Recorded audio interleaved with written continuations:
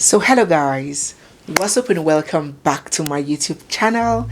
It's me, your girl barrister Neze, and this is Nezeville. Narcissism can be crowned the word of the year for 2023. A lot of people use it, some people experience it, a few misuse or abuse the word, and many do not even understand it properly. In today's video, we may be able to fully grasp the concept of narcissism by telling the true unfortunate story of ALANIS OGUNDIPE, a young Nigerian girl who ended it all because of her narcissist white boyfriend, Ryan. ALANIS comes from a very bourgeois family background. Her father, Oladapo Ogundipe, is the CEO of Airwired Nigeria Limited, a security service company in Nigeria. Her grandfather, Mr. Samuel, was the first Nigerian graduate to be employed by UBA. He was the very first CEO of the Nigerian Merchant Bank, the bank that bore the modern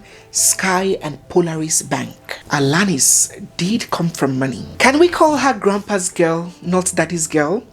ALANIS chose to toe the career path of her grandfather. She pursued an interest in finance. ALANIS graduated from Manchester University with an outstanding 2-1 degree. Her first degree was in accounting and finance, and due to her extraordinary performance in school, she secured a job with world-leading audit firm KPMG. ALANIS was a bright young lady, full of life, dreams and ambition, and according to ALANIS's dad, Mr. Dapo, things began to spiral downwards for her when she met and began dating her boyfriend, Ryan. Mr. Dapo explained that he didn't need to meet Ryan in person for him to form an impression about him. He said that his daughter ALANIS sent Ryan's picture to him, introducing her boyfriend, and the boy, his stomach churned. He nodded his head in disapproval. He didn't like what he saw. He wasn't happy. When she showed me his picture, I've never been in agreement with him at all.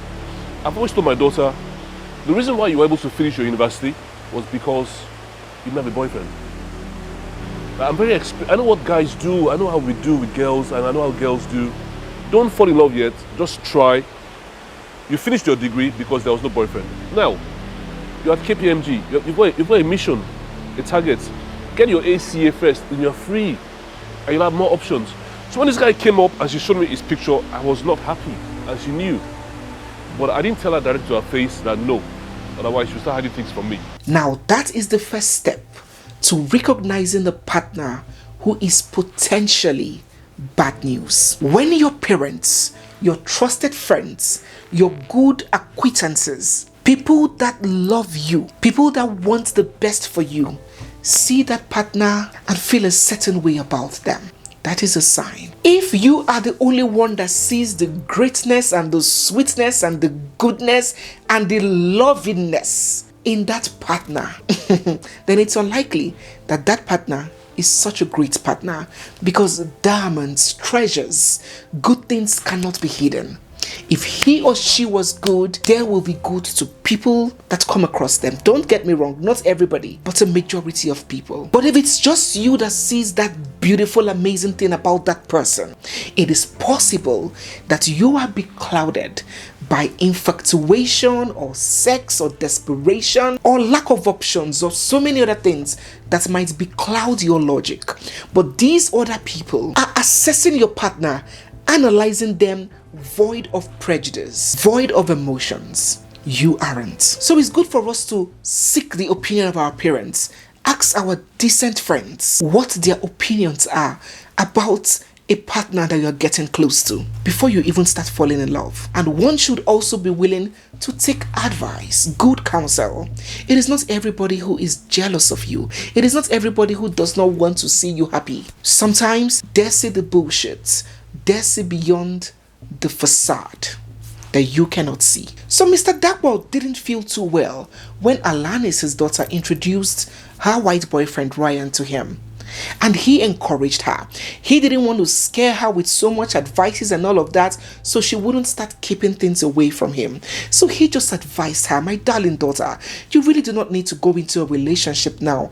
Remember that you did so well in your first degree because you didn't have a boyfriend. You were focused on your education. Why don't you keep this in the pipeline for now? Go back and write your ACCA, do all you have to do with school. Only then you will be more informed, more mature, and even have more options to make a better decision. But you know what they say? Two people who you cannot give advice to. A woman in love and an Arsenal fan. And so they began the relationship. He pretended I was a very rich guy who had multiple businesses. This is my daughter who I look after, I support. She now feels she has found somebody. Took her to his parents in Spain. Promised to marry her. Promised to invest in her future. But this thing now turned out to be lies. He didn't have the money he claimed to have. All the plans he planned with her, he couldn't afford them. That went on for a while. Another red flag of a looming disaster of a narcissist. These people come like angels. The only thing missing is the wings. They come painting a lofty paradise to you. They entice you with an attractive personality. A personality that you will soon discover that is absolutely false and inexistent. You've heard them before. They have this contract waiting. NDDC is about to pay them 40 million. They just finished talking to the commissioner for works and housing. They have this project and that project. Ashi. They are always full of words but lacking in action. Generous with ideas but substantially lacking in deeds. And so was Ryan. He painted himself as a multiple business owner, that he wanted to marry her and give her the world. Oh, they would promise you vacations on Mars and Saturn, and how they would give up everything for you. Voicemail. So that was the premise on which the relationship was formed. And then came the parts of non-disclosure. The first parts are things that he did that made her vulnerable. He met her, he didn't tell her he had an infection. The infection is a viral, it's called herpes. Because herpes is permanent, there's no cure. Once you catch it, you're a carrier. You'd have to explain to your next partner that you have it, if you're honest. So you infected her deliberately, that's like to trap her. She can't go anywhere else. That's one. Wasn't allowed to speak to other men. He also misrepresented. Now this Ryan of a guy is suffering from herpes, an incurable viral infection which can be sexually transmitted. Ryan had herpes, and the proper thing to do when getting into a relationship is to inform your partner of what you're suffering. It's incurable, remember? It's an incurable disease. But he didn't. He didn't tell her he was a carrier. He didn't tell her that he had herpes. I do not know if it was part of his plan to infect her and make her undesirable to many people, to get her stuck with him. We do not know whether that was a calculated attempt, a narcissist attempt, because a typical narcissist will not treat you right and will not want another person to treat you right. But long story short, Ryan infected ALANIS with herpes. So let's get to the part where he gained her full absolute confidence before his true colors went on display like a peacock. What made her mental health deteriorate? So after doing all those things to the person, imagine now, all of a sudden, he starts shouting at her. There's evidence of all these things. Asking for a bank statement. Demanding for money. My daughter can never even let me see a bank statement. After that event, she panicked and started doing web searches on how to take her life. The final straw, after shouting and demanding for a bank statement, he now went and stole her password. Broke into her phone when she was sleeping. This he has already admitted in writing. Stole her information, threatened her with the information he stole, removed her from his house violently, and seized her passport, which she required to claim the money, and all her belongings, kicked her out. So I've broken into your phone, I've stolen your information, I've threatened you, and I pushed you away. Oh yes, typical narcissist behavior. After they have built you a castle in the air and painted a picture of themselves as this loving, caring person, and you are asking yourself, where have you been all my life? They begin to show their true color. When they have you in the fool's paradise and they have won your trust and your loyalty, they launch their first attack. And so did Ryan. According to ALANIS' father, their modus operandi usually starts from verbal abuse, insults, and then it fast progresses to mental abuse, demeaning you, making you feel small, unworthy, undesirable. They are coming.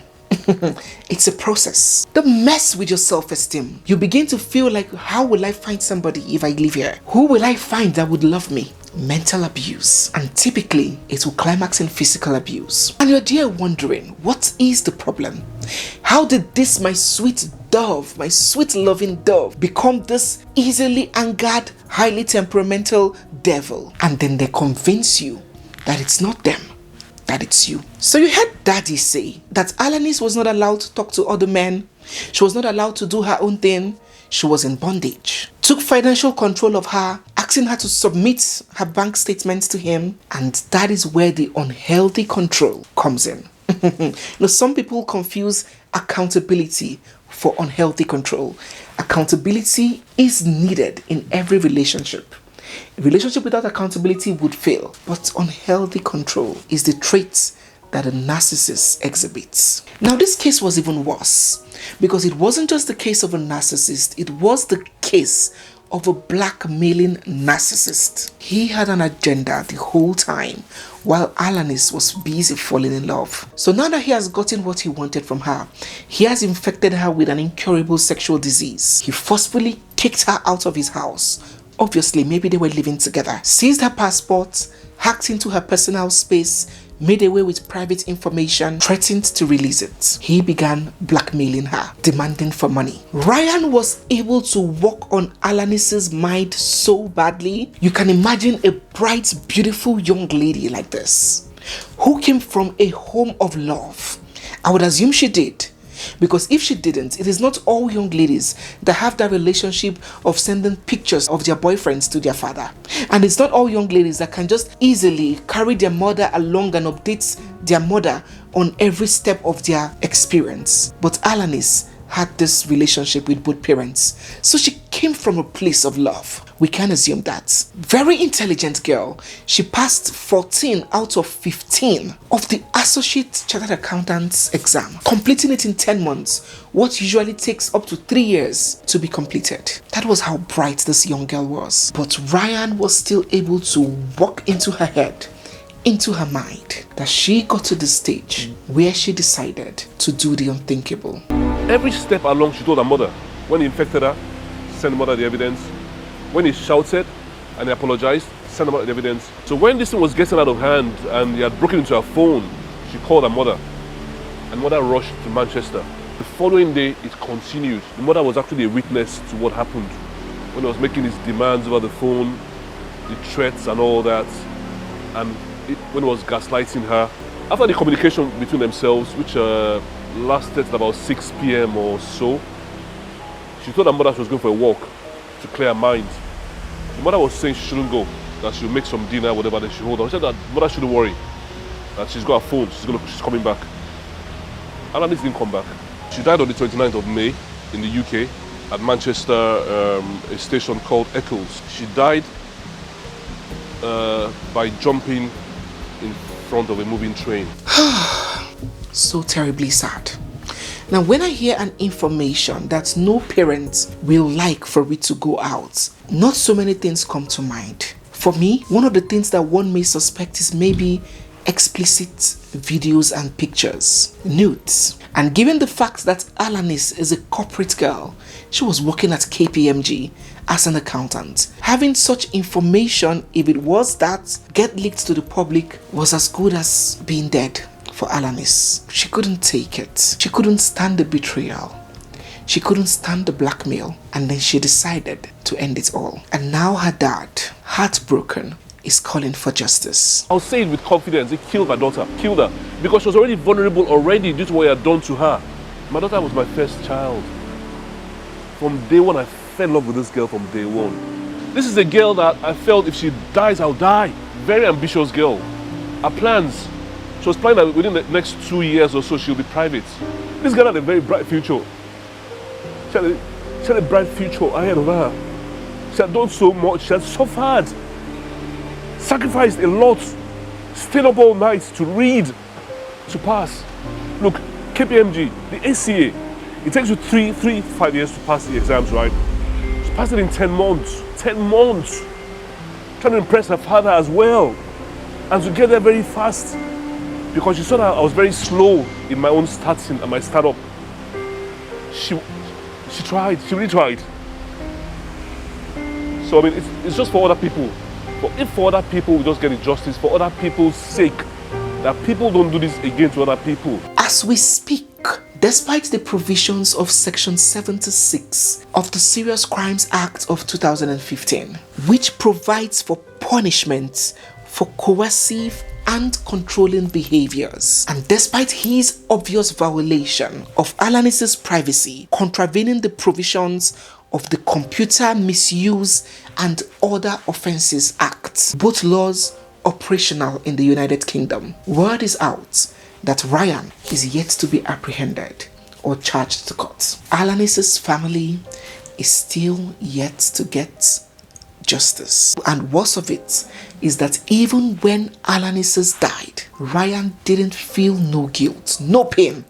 He began requesting for the money from her father, threatening to release whatever he has on her if he doesn't pay him. When I contacted him out of love to find out what really happened, he still shared some of the stolen information with me as a way to make me scared. Something that no parents will want that information to come outside. And now show me the demand for money, mention the amount. I'll be happy if I can help him. That money is about to go into financial ruin. After she has died, somebody you claim to love, somebody you told that you have the money, you're going to take care of her. It came with the intention to get money from this girl. Before we bring this video to an end, I'm going to drop 5 pieces of advice for people, both men and women, and for parents with growing children. For people in a place of potentially getting consumed with love, first, it's important that you never lose yourself while trying to find somebody. Yourself should be the core of your existence. Should be the most important thing to you. Secondly, do not ever love anybody more than you love yourself. Because when you love yourself so much, you will place boundaries. You would have standards for how people will treat you. You will not allow yourself to be trampled and battered and abused because you love yourself so much and you understand the treatment that is befitting for you. See yourself as a king or queen. Thirdly, please have a life before, during, and after you fall in love. You know, some people procrastinate their happiness and tell themselves, when I get married, I'll be happy. They benchmark their life on a relationship. Some people, they are one person when they're single, and once they are dating or they are married, they lose themselves entirely to that marriage. Their hobby is their husband's hobby. Their best food is their husband's best food. The hair they make is their husband's best hair. What about you? Nobody is saying that you cannot do 1 or 2 things to make your man happy. Make yourself happy too. Have a life, a purpose, a career, a hobby, a friendship outside your partners. That way you would have something left even when that relationship doesn't work. You wouldn't lose everything with the relationship. You start to feel empty and start to ask yourself, what am I living for? Let me end it all. Fourthly, when deciding relationships, apply logic, not just emotions. I'm sure you would agree with me that there are some things that you did some 5 years ago that was the best decision. It felt like the best thing to do. But if you think of it now in retrospect, you ask yourself, God, I was such a fool. What was I thinking? What was I doing? So emotional states will come and go. Do not take actions because of your present emotions. Apply logic, apply sense, think futuristic. And lastly, remember that the dead feel no pain. Don't destroy your family and plunge them into everlasting sorrow. A sorrow that they can never be able to recover from just because of a love incident in your life. Stay strong. That too will pass. For parents, I would like to encourage parents to raise their children with a little bit of I don't know what to call it, toughness, reality. I know we have come to the age of gentle parenting and everybody's doing Jaden.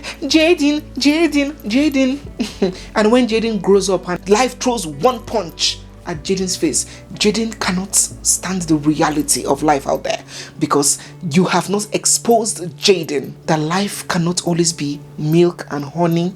Life cannot always be butterfly and rainbows. Raise your children to understand challenges because they're always a part of life.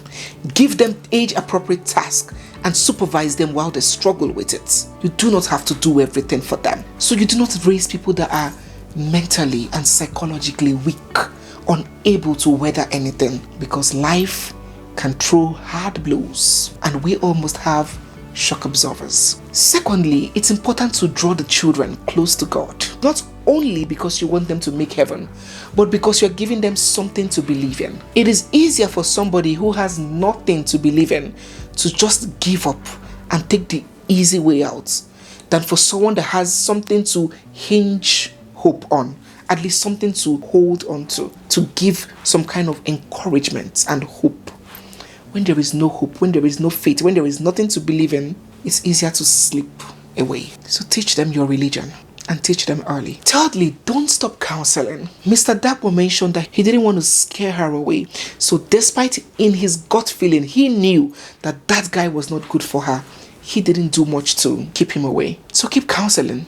Don't stop counseling. If you feel it in your gut feeling that that person is not good for your children, please don't stop talking and praying. And hopefully that child would one day come to their senses and see from his or her parents' perspective. Fourthly, it's important that you shower these children with love. You know, some parents confuse gifts with love.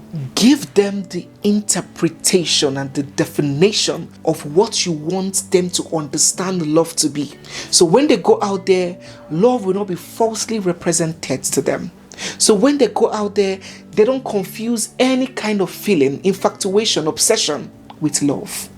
Let them get the concepts and idea of what love is from the family, from the home, from their foundation. So when they go out there, nobody can entice them with love. Nobody can deceive them with the illusion of love. You know why? Because they know what it is. They know, they've experienced what love is. They'll be less willing, less likely to stay in abuse. And lastly, try to be a present parent. And when I say present, I don't just mean provision. Many of our African daddies believe that love is provision. Being present, being a good daddy is provision. I pay the school fees, I pay the house rent, I buy you this, I buy you that. The relationship, the connection, let them have something to miss. So when they're tempted with these kinds of ideas and fantasies, they would remember the relationship. At that point, at that low, they might not remember the toys or the gifts. They would remember the relationship, and it could help pull them back. The story of ALANIS and Ryan is very unfortunate, and my heart goes out entirely to the Oladapo's family. I do hope that the UK officials are taking their time to investigate, and I believe that Ryan should be brought to book if his involvement in the passing of ALANIS is established. I'll keep my eyes on that case. So guys, we have come to the end of this video. If you're seeing me for the first time or if you're watching without subscribing, don't forget to hit the subscribe button, give this video a thumbs up, drop all your comments down in the comment section. What do you think about this story? Some people have even criticized the girl. All sorts of reactions are coming up. Do let me know what you think about it. What you think about narcissism, how it can be handled, how it can be avoided, how it can be spotted. Do share all your thoughts and experiences down in the comment section. Don't also forget to follow me on my 2 Instagram accounts, Nezeville, where I post short stories on bits and snippets of major stories that we cover, and Nezeville, which is my intimate personal channel where I let you all experience me up close and personally. Thank you guys once again. It's me, your girl Barrister Neze, and this is Nezeville. I'll see you guys in my next one. For now, bye.